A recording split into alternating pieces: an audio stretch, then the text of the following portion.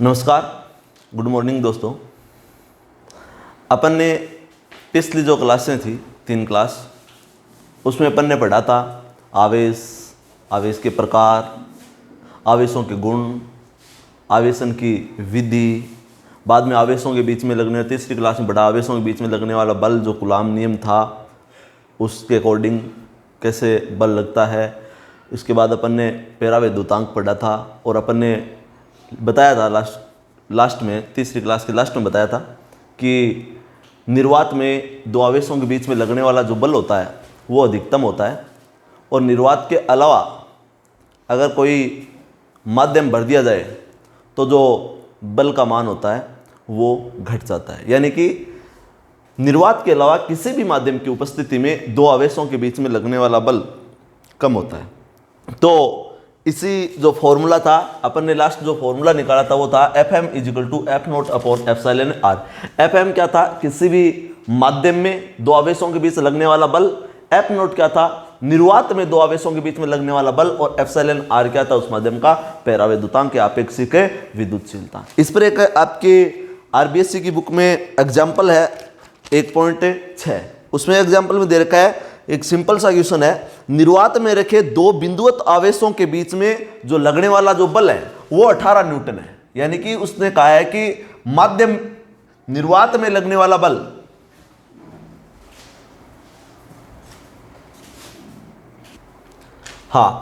तो निर्वात में जो लगने वाला बल है F0, उसका मान इसने दे रखा है कि वो कितना न्यूटन है? 18 न्यूटन है। फिर आगे कहा इसने कि इनके बीच में जो εr यानी कि 6 पैरावैद्युतांक की कोई भी आपने क्या रख दी, कांच की प्लेट रख दी, तो इनके मध्य लगने वाले बल पर क्या प्रभाव पड़ेगा। यानी कि इस क्वेश्चन को समझिए। क्वेश्चन में अगले ने कहा कि जब कोई आपके पास दो आवेश हैं, एक आवेश मैंने मान लिया कि ये Q1 है और दूसरा आवेश मैंने मान लिया कि ये कितना है? Q2 है। ये दोनों आवेश जब निर्वात में है, इसके बीच की दूरी जो भी है मैंने मान ली कि कितनी है? r है। जब ये निर्वात में है तो इसके बीच में जो लगने वाले जो बल का मान है वो कितना है? F0 है। अब इसने चेंज किया आगे कि अगर इनके बीच में मान लिया कि अपन ने एक कोई प्लेट रख दी जिसका जो पैरावैद्युतांक है εr है, वो εr कितना है? 6। εr कितना है? 6। तो अगर मैं ये प्लेट रख दूं तो इन दोनों आवेशों के बीच में लगने वाले बल पर क्या प्रभाव पड़ेगा? अपन ने पहले ही कहा था कि निर्वात को छोड़कर कोई भी अगर आप माध्यम में अगर इन आवेशों के बीच में बल का मान ज्ञात करोगे तो आपको पता है कि बल का मान क्या हो जाएगा? घट जाएगा। तो देखते हैं अपन बल का मान घटता है कि नहीं घटता। अपन ने रिलेशन निकाला था कि माध्यम में और निर्वात में और कोई माध्यम में जो बल है उनके बीच में क्या रिलेशन था? Fm = कितना था? F0/εr, यही था। और ये कहा था कि किसी भी माध्यम में उपस्थित जो दो आवेशों के बीच में लगने वाला बल होता है वो निर्वात में जो बल लगता है उसका 1/εr गुना होता है। F0 की वैल्यू कितनी दे रखी है? 18 न्यूटन। εr की वैल्यू कितनी दे रखी है? 6। तो Fm की वैल्यू कितनी हो जाएगी? Fm = 18/6 कितना न्यूटन हो जाएगी? 3 न्यूटन।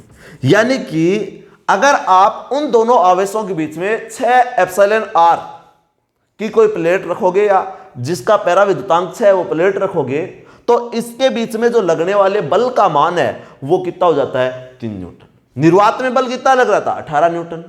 और ये माध्यम रखने के बाद जो बल लग रहा है वो कितना है? 3 न्यूटन है। तो अपन ने माध्यम रखा तो आपके पास या किसी दूसरे माध्यम में रखा तो बल का मान घटकर कितना हो गया? 3 न्यूटन। तो ये आपके पास एग्जाम्पल था 1.6। एक एग्जाम्पल इसने और दे रखा है, वो भी अच्छा एग्जाम्पल है, कूलाम के नियम पर बेस है, सारी बेसिक चीजें इसमें लग रही है। क्वेश्चन दे रखा है, दो छोटे बिंदुवत गोले, प्रत्येक का द्रव्यमान कितना है? 200 ग्राम है। आपके पास दो गोले हैं, इसका द्रव्यमान कितना है? 200 ग्राम है। एग्जाम्पल नंबर 1.8 है RBSc बुक का। एक उभयनिष्ठ बिंदु से दो कुचालक धागे जिसकी लंबाई कितनी है? 40 सेंटीमीटर है, से लटकाए गए या द्वारा लटकाए गए दोनों गोले समान आवेश से आवेशित है। यानी कि आपके पास दो गोले हैं जिसका द्रव्यमान कितना है? 200 ग्राम है। उनको जो कुचालक धागे हैं उनसे लटकाया गया है, और उन धागों की जो लंबाई है वो कितने सेंटीमीटर है, 40 सेंटीमीटर है, और इन दोनों गोलों पर समान आवेश है। साम्य अवस्था में इनके बीच की जो दूरी है वो कितनी सेंटीमीटर है, 4 सेंटीमीटर है। तो प्रत्येक गोले पर आपको आवेश का मान ज्ञात करना है। इसने कहा है कि आपके पास 2 गोले हैं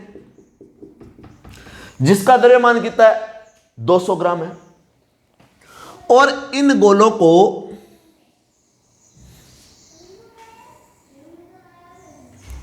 कुचालक धागों से लटकाया गया है। ये थोड़ा ज्यादा हो गया, ऐसे कुचालक धागों से लटकाया गया, जिसकी जो लंबाई है वो कितना सेंटीमीटर है, 40 सेंटीमीटर। इसकी भी लंबाई कितने सेंटीमीटर है, 40 सेंटीमीटर। आपको पता है इसका द्रव्यमान m, इसका भी द्रव्यमान कितना मान लिया, m का मान आपको पता है कितना ग्राम दे रखा है, 200 ग्राम दे रखा है। तो आपको पता है इस पर नीचे की ओर क्या लगेगा, mg, इस पर भी नीचे की ओर क्या लगेगा बताओ, mg। इन दोनों के बीच जो एंगल बन रहा है वो मैंने मान लिया कि एंगल कितना है, 2 थीटा है। अगर ये एंगल 2 थीटा है तो इस तरफ जो एंगल होगा वो थीटा, और ये भी कितना हो जाएगा, थीटा। इन दोनों गोलों पर समान आवेश है। अगर समान प्रकृति का आवेश है तो आकर्षण होगा, प्रतिकर्षण होगा, प्रतिकर्षण होगा। तो ये गोला इसको इस तरफ प्रतिकर्षित करेगा और ये गोला इसको इस तरफ प्रतिकर्षित करेगा। ये मैंने मान लिया कि बल कितना लग रहा है, F लग रहा है। इस डोरी में इस गोले के कारण जो तनाव बल है वो मैंने मान लिया कि कितना है, T है। अब आपको पता है ये T है, ये एंगल इतना थीटा है, ये कोण थीटा है, तो आपको पता है कि ये कोण भी कितना होगा, थीटा। इस ऊर्ध्वाधर स्थिति से जो ये T है वो कितना कोण बना रहा है, थीटा कोण बना रहा है। कितना बना रहा है, थीटा। अगर ये कोण थीटा है, ये कोण कितना है, थीटा है, तो इस T के कितने घटक होंगे, 2 घटक होंगे। जिसके साथ कोण बन रहा है वो तो होगा T cos थीटा, और दूसरी जो स्थिति है वो कितना हो जाएगा, T sin थीटा। तो ये तो आपके पास हो गया T cos थीटा, और ये कितना हो गया, T sin थीटा। तो इसके लिए अपन ने बना लिया कि ये कितना हो गया, T sin थीटा, ये T cos थीटा, नीचे की ओर क्या लग रहा है, mg, और इस आवेश के कारण जो प्रतिकर्षण बल है वो कितना है, F। तो अगर मैं इसको संतुलन की स्थिति में पढ़ूं या साम्य अवस्था में, संतुलन की अवस्था में, संतुलन की अवस्था में क्या आएगा बताओ। और इनके बीच की जो दूरी दे रखी है वो याद रखना है, कितने सेंटीमीटर दे रखी है, 4 सेंटीमीटर दे रखी है।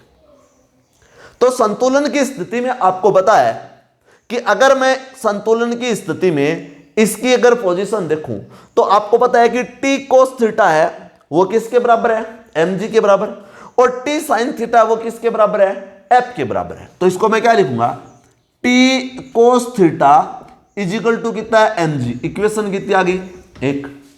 दूसरी स्थिति में T sin थीटा किसके बराबर है, T sin theta is equal to किसके बराबर बताओ, F। और F क्या है, कूलाम प्रतिकर्षण बल है। F क्या है, कूलाम प्रतिकर्षण बल है। और कूलाम प्रतिकर्षण बल कितना होता है, K Q1 Q2 बट्टा कितना हो गया, R²।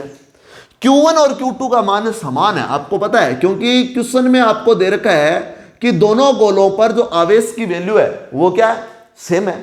तो मैंने क्या ले लिया, Q1 Q2 is equal to, मैंने मान लिया कि वो किसके बराबर है, Q के बराबर है। तो आपके पास जो इक्वेशन बनेगी T sin थीटा की, तो T sin थीटा की इक्वेशन क्या बन गई, K Q² upon R²। Q² आ गया, आपको पता है यहां पर भी Q और Q से Q मल्टीप्लाई हो गया, कितना हो गया, Q²। तो आपके पास T sin theta is equal to कितना आ गया, K Q² upon R²। Equation कितनी आ गई, 2। अब सिंपल मैथमेटिक्स आपको फॉलो करनी है। यहां पर कॉस की समीकरण है, यहां पर किसकी फॉर्म में, साइन में। तो समीकरण 2 में आप समीकरण 1 का क्या दे दो, भाग दे दो। समीकरण 2 में समीकरण 1 का भाग देते ये वैल्यू कितनी आ जाएगी, T sin theta upon T cos theta is equal to कितना हो जाएगा, K Q² अपॉन R² बट्टा कितना हो जाएगा, mg। T से T कैंसिल, साइन बट्टा cos क्या हो गया, tan थीटा। तो वैल्यू आ गई tan theta is equal to कितना आ गया, K Q square upon R square M G. इसको मैंने इक्वेशन कितना दे दिया 3। अब आपको इसमें ज्ञात क्या करना था, आपको ज्ञात करना था आवेश की वैल्यू कि प्रत्येक गोले पर आवेश कितना है। तो आपको वैल्यू किसकी निकालनी है, क्यू की वैल्यू निकालनी है। किसकी वैल्यू निकालनी है, क्यू की। आपको पता है कि ये एंगल अगर बहुत कम है, एंगल क्या है बहुत कम, तो आपको ये जो दूरी दे रखी है ये कितने सेंटीमीटर दे रखी है, 4 सेंटीमीटर दूरी दे रखी है। कितने सेंटीमीटर दे रखी है, 4 सेंटीमीटर। ये दूरी कितनी दे रखी है, 40 सेंटीमीटर। तो आपको पता है कि अगर मैं यहां से ये जो एंगल था टोटल 2 थीटा था, ये एंगल कितना है थीटा। तो यहां से ये जो पॉइंट है, इस पॉइंट से ये दूरी कितनी हो जाएगी 2 सेंटीमीटर। ये दूरी भी कितनी हो जाएगी 2 सेंटीमीटर। यानी कि टोटल अगर दूरी में डी मानता था इसके बीच की, तो आधी दूरी कितनी होगी, ये इधर वाली दूरी कितनी होगी d/2। ये भी कितनी होगी d/2। और ये आपको पता है ये L है, L का मान कितना सेंटीमीटर दे रखा है 40 सेंटीमीटर। तो आपको पता है कि अगर मैं इस त्रिभुज से देखूं तो सबसे बड़ी भुजाई है तो क्या होगी कर्ण। ये क्या हो गया आधार, और ये इसका क्या हो गया लंब। आपने 10th क्लास में चीज पढ़ी है लाल बट्टा कक्का, पढ़ा है ना। आपको इसमें वैल्यू किस किस की दे रखी है, आपको कर्ण की वैल्यू दे रखी है और लंब की वैल्यू दे रखी है। कर्ण और लंब यानी कि लंब और कर्ण किस में आते हैं बताओ, साइन थीटा में आते हैं। किस में आते हैं, साइन थीटा। तो आपको L यानी कि आपको कर्ण की वैल्यू दी हुई है और किसकी वैल्यू दी हुई है, लंब की वैल्यू दी हुई है। तो इस त्रिभुज से साइन थीटा की वैल्यू क्या आ जाएगी बताओ, sine theta is equal to क्या है लंब बट्टा कर्ण। लंब का मान कितना है d/2 और कर्ण का मान कितना है L। तो आपके पास वैल्यू कितनी आ गई d/ कितना हो गया 2L। तो आपके पास sine theta is equal to कितना हो गया d/2L। ये एंगल अगर बहुत कम है, अगर थीटा अल्प हो, आपको पता है थीटा अल्प होता है तो टेन थीटा किसके इक्वल होता है बताओ, टेन थीटा लगभग किसके इक्वल होता है थीटा के इक्वल। और जो साइन थीटा होता है वो भी किसके इक्वल होता है लगभग थीटा के इक्वल। इसका मतलब है थीटा अगर अल्प है तो उस स्थिति में टेन थीटा लगभग किसके इक्वल होता है, साइन थीटा के इक्वल होता है। टेन थीटा अगर साइन थीटा के इक्वल है तो मैं यहां पर जो टेन की जो वैल्यू आई है उसमें मैं किसकी वैल्यू रख सकता हूं, साइन की वैल्यू रख सकता हूं। और साइन की वैल्यू कितनी होती है d/2L। तो ये वैल्यू मैंने अगर यहां पर रख दी तो वैल्यू कितनी आ गई d/2L इज इक्वल टू कितना देगा के क्यू स्क्वायर अपॉन कितनी आ जाएगी आर स्क्वायर एम जी। यहां से आपको वैल्यू किसकी निकालनी है, क्यू की वैल्यू निकालनी है। तो Q square is equal to value कितनी आ जाएगी बताओ d/r² mg अपॉन कितनी आ जाएगी k और 2L। और यहां से अगर q की वैल्यू निकालोगे तो आगे क्या लग जाएगा रूट। अब जो यहां पर जो वैल्यू आएगी उस वैल्यू में कितना क्या रखना, आपको d की वैल्यू आपको दे रखी है कितने सेंटीमीटर दे रखी है, d की वैल्यू दे रखी है 4 सेंटीमीटर। सेंटीमीटर को मीटर में बदलोगे तो d is equal to 4 × 10⁻⁻2 metre. आपके पास r की वैल्यू आपको दे रखी है r की वैल्यू कितनी है, दोनों के बीच की दूरी कितनी हो जाएगी, टोटल दूरी कितनी है 4 सेंटीमीटर। d की वैल्यू आपको दे रखी है और m की वैल्यू आपको पता है कितना है 200 ग्राम है। g की वैल्यू आपको दे रखी है, k की वैल्यू आपको पता है 2 है ही, L आपको पता है L की वैल्यू कितनी दे रखी है, L की वैल्यू कितनी है 40 सेंटीमीटर। तो इस प्रकार से आप इसमें वैल्यू रख के और आप किसका मान निकाल लोगे, Q का मान निकाल लोगे। तो यहां तक अपन ने जो कल जो क्लास दी थी उस क्लास के बेस पर अपन ने 2 एग्जाम्पल करवाए हैं, एक पैराविद्युतांक का है, एक जनरल कॉन्सेप्ट का जो क्वेश्चन था वो करवाया। अब अपन नेक्स्ट पॉइंट पर चलते हैं, विद्युत क्षेत्र।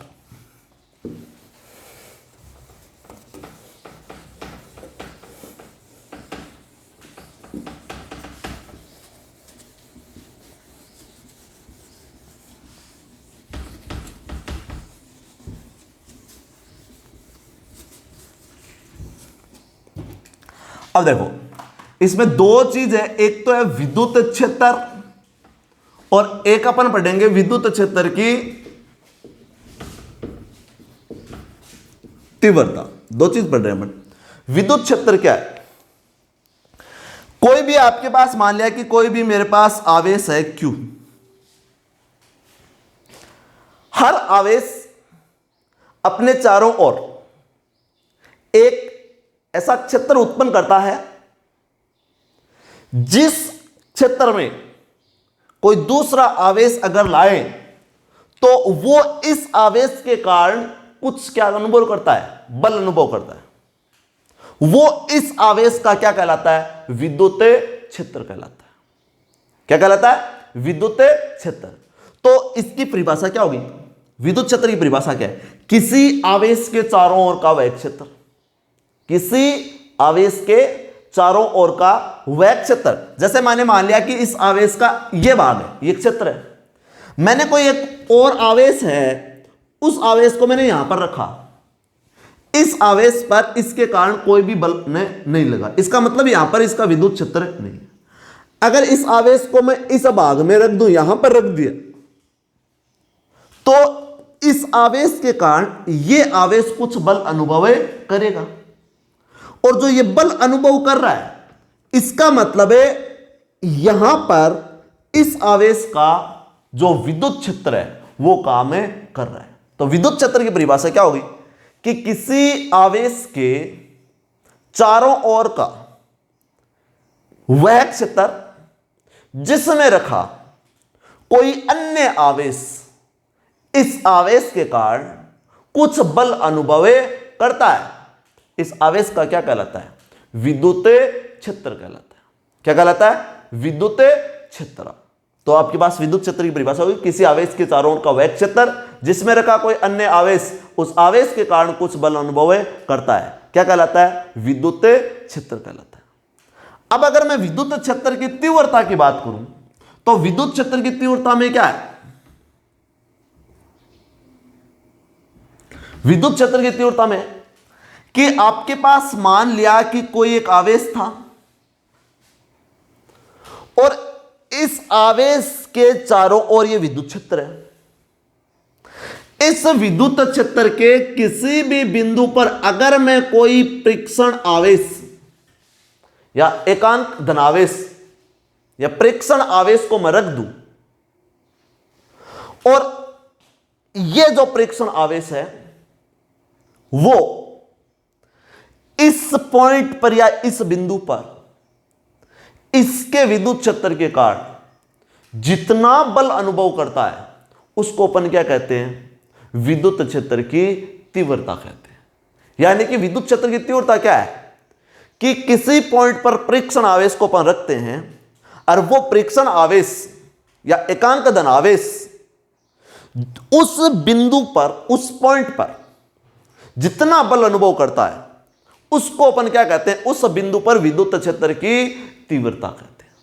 तो विद्युत क्षेत्र की तीव्रता की परिभाषा समझाए। विद्युत क्षेत्र क्या है? कोई आवेश है, उसके जो चारों ओर का कोई भाग होता है, चारों ओर का एक क्षेत्र होता है, उस क्षेत्र में अगर कोई दूसरे आवेश को मैं रखता हूं तो वो आवेश कुछ बल अनुभव करता है। उस स्थिति में अपन कह सकते हैं कि जो बल अनुभव कर रहा है इसका मतलब वहां पर उसका विद्युत क्षेत्र काम कर रहा है। और विद्युत क्षेत्र की तीव्रता क्या है कि उस बिंदु पर वो परीक्षण आवेश कितना बल अनुभव कर रहा है उसको अपन क्या कहते हैं? विद्युत क्षेत्र की तीव्रता कहते हैं। तो ये आपके पास विद्युत क्षेत्र की तीव्रता है और ये क्या है? विद्युत क्षेत्र। और विद्युत क्षेत्र की तीव्रता को अपन किससे शो करते हैं? ई से शो करते हैं। किससे शो करते हैं? ई से। और ई इजिकल टू कितना होता है? F upon Q naught. तो विद्युत क्षेत्र किसी आवेश के विद्युत क्षेत्र में स्थित किसी बिंदु पर रखा परीक्षण आवेश या एकांक धनावेश उस बिंदु पर जितना बल अनुभव करता है उसको अपन विद्युत क्षेत्र की तीव्रता कहते हैं। और विद्युत क्षेत्र की तीव्रता एक क्या है? सदिश राशि है। तो इसको vector E is equal to vector F upon कितना हो जाएगा? Q naught. तो विद्युत क्षेत्र की तीव्रता एक सदिश राशि है, इसको ई से शो करते हैं और ये कितना होता है? F upon Q not. इसका मात्रक आपको पता ही है क्या होता है? क्या होता है इसका मात्रक? मात्रक कितना हो जाएगा? बल का क्या होता है? न्यूटन पर कूलम्ब। विमा इसकी क्या हो जाएगी, न्यूटन बल की विमा क्या होती है, क्या होती है, m1 L1 T-2 अपॉन आवेश की कितनी होती है, A1 T1। तो फाइनली जो विद्युत क्षेत्र की तीव्रता की जो विमा है, वो विद्युत क्षेत्र की तीव्रता की विमा क्या हो जाएगी, विद्युत क्षेत्र की तीव्रता की विमा हो जाएगी m1 L1 A-1 T-3। ये आपके पास विद्युत क्षेत्र की तीव्रता की विमा आ जाएगी। तो ये आपके पास विद्युत क्षेत्र था, ये विद्युत क्षेत्र की तीव्रता थी। तो विद्युत क्षेत्र की तीव्रता की जो वैल्यू है, वो तीव्रता का जो फॉर्मूला है E बराबर वेक्टर F अपॉन कितना हो जाएगा, क्यू नॉट। विद्युत क्षेत्र की तीव्रता की जो दिशा होती है वो पॉजिटिव से नेगेटिव की ओर होती है, यानी कि विद्युत क्षेत्र की डायरेक्शन क्या होती है, पॉजिटिव से नेगेटिव। वैसे विद्युत क्षेत्र की तीव्रता की डायरेक्शन, अगर पॉजिटिव आवेश है तो विद्युत क्षेत्र की तीव्रता की जो दिशा होती है वो बाहर की ओर होगी, और अगर नेगेटिव आवेश है तो विद्युत क्षेत्र की जो तीव्रता है, इस विद्युत क्षेत्र की तीव्रता की जो दिशा है वो किस तरफ होगी, अंदर की ओर होगी। तो ये आपके पास बेसिक चीज थी कुछ विद्युत क्षेत्र की तीव्रता की। तो आपके पास आपने पढ़ा कि पॉजिटिव अगर आवेश है उसके कारण जो विद्युत क्षेत्र की तीव्रता होगी वो विद्युत क्षेत्र की तीव्रता बाहर की ओर, उसकी दिशा है वो बाहर की ओर होगी, और जो नेगेटिव या ऋणावेश है उसके लिए जो विद्युत क्षेत्र की तीव्रता की जो दिशा है वो किस तरफ होगी, अंदर की ओर होगी। तो आज की क्लास में अपन ने पढ़ा है कि विद्युत क्षेत्र क्या होता है, विद्युत क्षेत्र की तीव्रता क्या होता है। कल की क्लास में अपन पढ़ेंगे बिंदु आवेश के कारण जो विद्युत क्षेत्र की तीव्रता है वो किस प्रकार है, वो क्या है, उसमें अपन ग्राफ भी बनाएंगे दूरी के बीच में विद्युत क्षेत्र की तीव्रता में। उसके आगे अपन पढ़ेंगे बहुल आवेशों के कारण, आवेशों के निकाय के कारण जो विद्युत क्षेत्र की तीव्रता है वो क्या है। उसके बाद विद्युत द्विध्रुव आघूर्ण और विद्युत द्विध्रुव के कारण उसके एक्स और निरक्ष पर विद्युत क्षेत्र की तीव्रता। तो आज की क्लास में इतना ही। Thank you.